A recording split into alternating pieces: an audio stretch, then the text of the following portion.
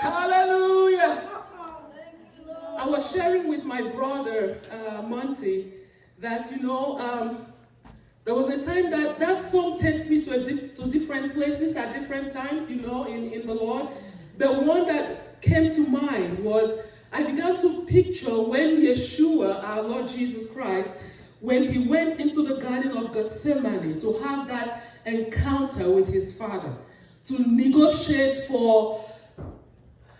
maybe for the first time, who knows, that to see if that cup can pass over. You remember when he went into the garden, he said, Father, can this cup pass me by? He pleaded like 3 times. I can imagine when Yeshua stepped into that garden. When he stepped into that garden, that all of creation, I'm just, this, you know me, that Angela likes going behind the scenes, right? I like to, I just saw Nancy Claudia. Sorry. I don't know.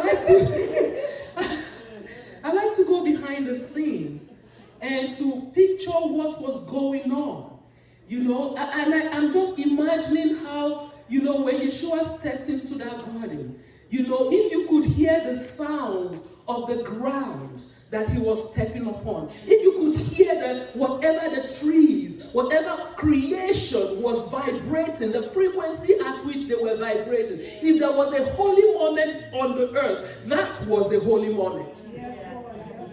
If there was a holy moment in creation, that was a holy moment.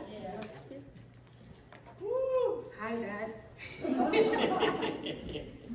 Hallelujah. That was a holy, holy, holy moment. And can you imagine the Father? Can you imagine the Father walking into that garden?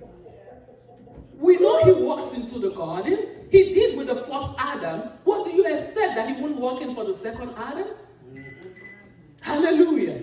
Can you imagine when Shekinah, when he walked into that garden,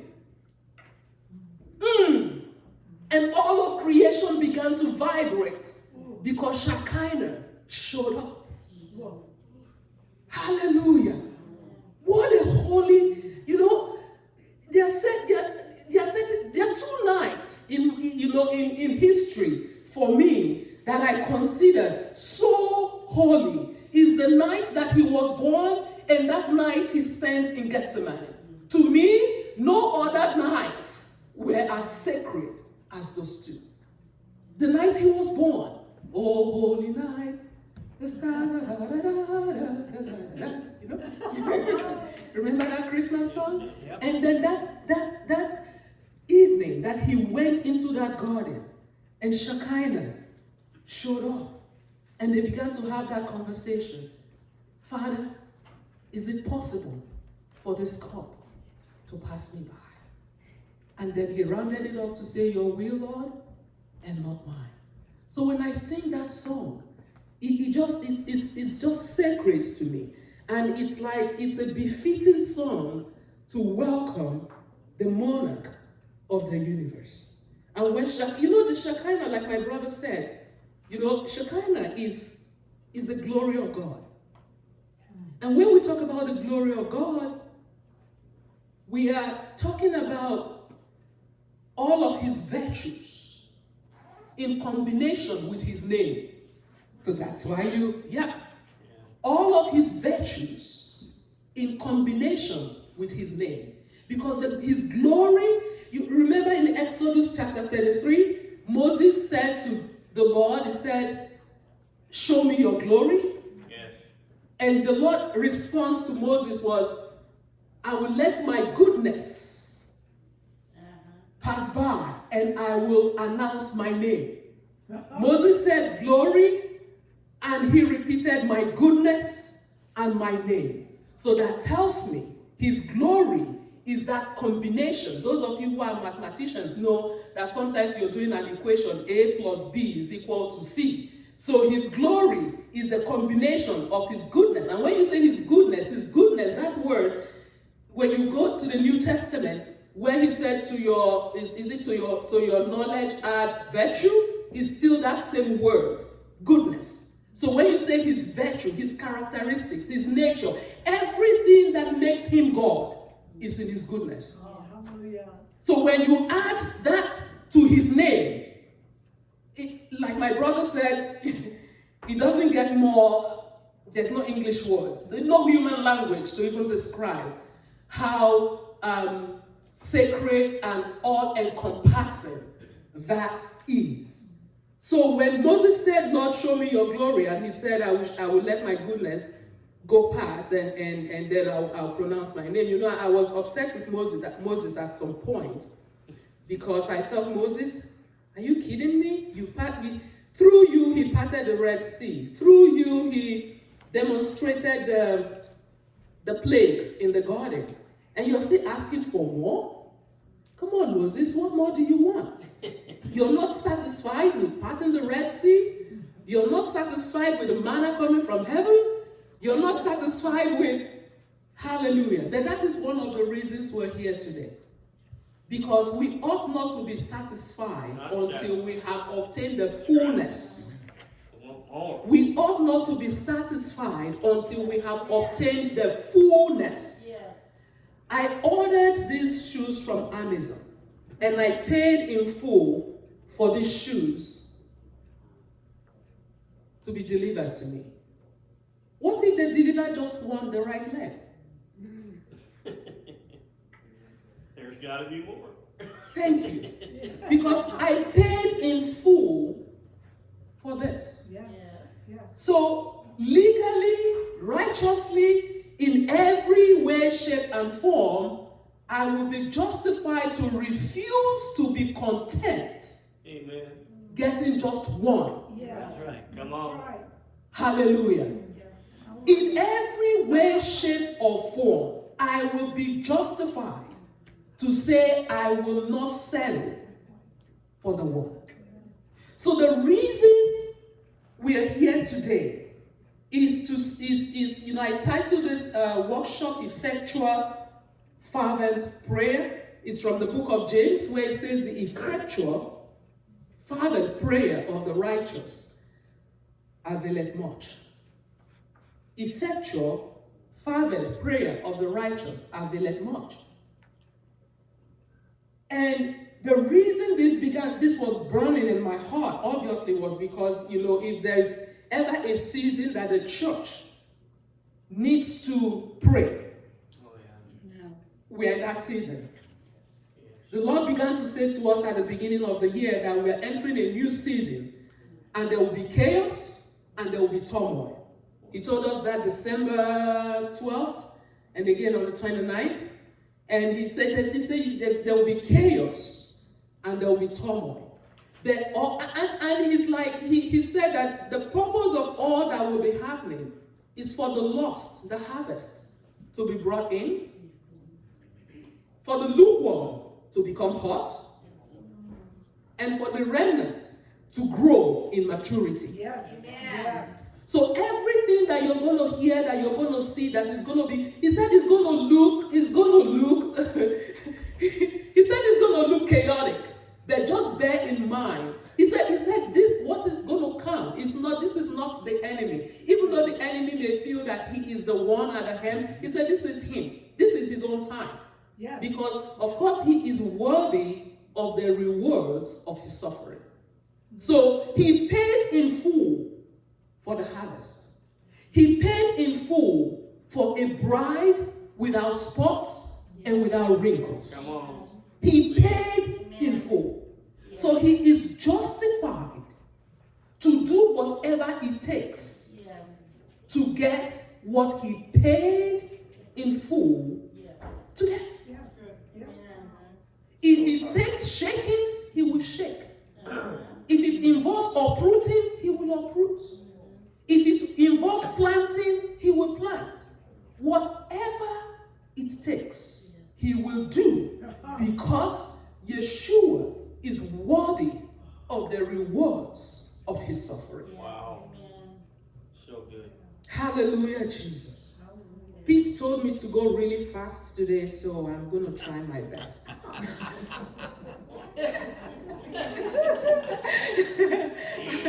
I turned it the other way around. I'm going to try. Take your time. I'm going to try my best to slow down, because I know you all know that I get excited and I can go 200 words per second. But I've been practicing slowing down since the beginning of the year, so I think I'm getting there. So I'm going to try my best to slow down. Okay? God is good. All the time. And all the time. God is good. So I said all of that. Where's my daughter? Is she somewhere? Has she started recording? She did.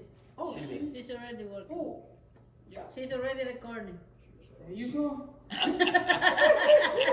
Train her well. I know. I said all of this to say, like I said, we are in a season where the church needs to pray. One of the things the Lord said to us as well, entering this year, was He said, this is not just going to be a season of just prayer, that this is a season where fasting is going to be necessary. In fact, is it just necessary? In fact, you're going to need it. Because He said to us specifically, the Bible says there is, quote, this kind does not go but by prayer and fasting. Remember that reference point in Scripture where the disciples tried to cast out a demon from a child and they couldn't, and they asked the Lord, why didn't this happen? And the Lord said, this kind. So we are in a season of many of those this kind. You may not be dealing with an entity, but you may be dealing with a stronghold. You may not be dealing with, a demonic oppression, but you may be dealing a demonic oppression, yes, but you may be dealing with other demonic activities in the area or in your sphere. And the Lord said to us very clearly, He said, fasting is, you're going to need it. So if you have not learned to fast, the Lord is saying, learn to fast. Amen. Because there are things that will not shift in this season if you do not add fasting to that equation. You know that scripture that we quote a lot, 2 Chronicles 7:14, that says, if my people who are called by my name will humble themselves and pray. Do you know the meaning of that word, to humble themselves? Number one is the ones that bow their knees and pray. But again, there is no place where in Scripture, when it talked about humbling themselves, it was always one of the ways they humbled themselves was with fasting. So if I paraphrase that scripture, it will read like this: if my people who are called by my name will bow their knees and fast, turn from their wicked ways, seek my face, I will hear from heaven and heal their land. So we have done the praying. But in fact, most of the time we quote that scripture as a basis of asking the Lord to intervene in our community, in our nation. There are certain prayers that you have to pray on your knees or on your face. We have not been taught prayer posture a lot as believers. But I'm just throwing it in there. Because certain scriptures you quote, and you say that I've been quoting this scripture, I've been standing on this scripture, why is it not happening for me? There might be protocols embedded in those scriptures that you have just skipped, you have missed, and that you're not applying. And therefore, you want to bake bread, and you're missing yeast, and you're wondering why it's flat. It will be flat, because you're missing an ingredient. Hallelujah, Jesus. So we're here today. I'm going to teach on prayer, and it is called effectual fervent prayer availeth much, because we have prayed, but we have come to a time in our lives where we want to pray prayers that avail much. We have loved ones who are not saved. We have our younger ones, young children, youth, that the enemy is throwing everything, including the kitchen sink, at to make sure that he he gets them off course, gets them confused, and gets them, delayed in the fulfillment of their destiny.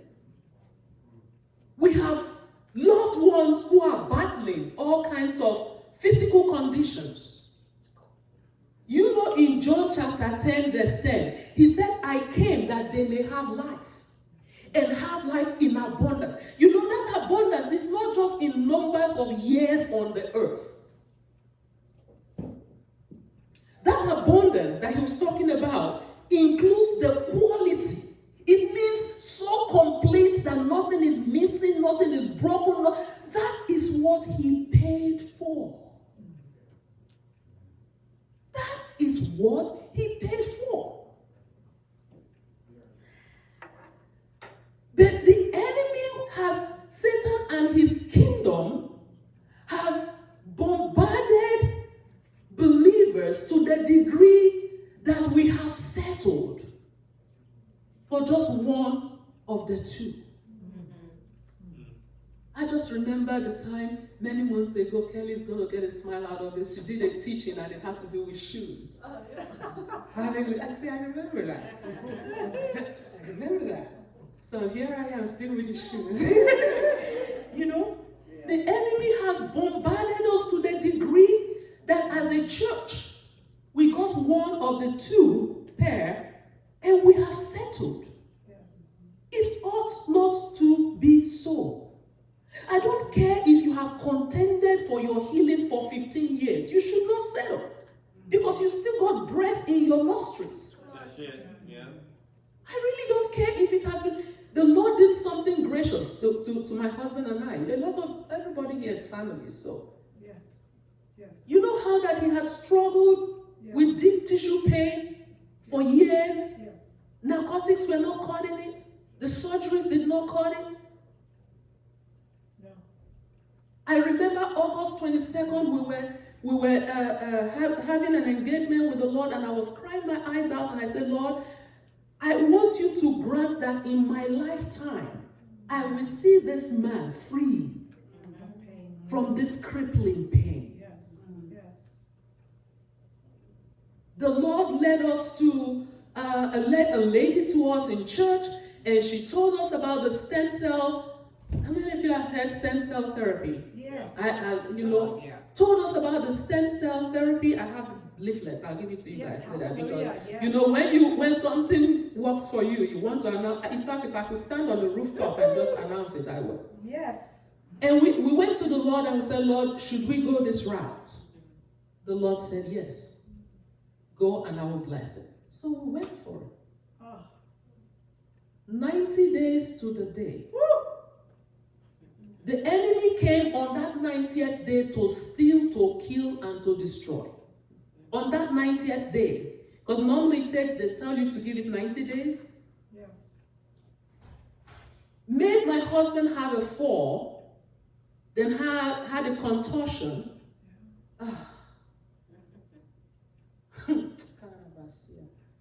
So that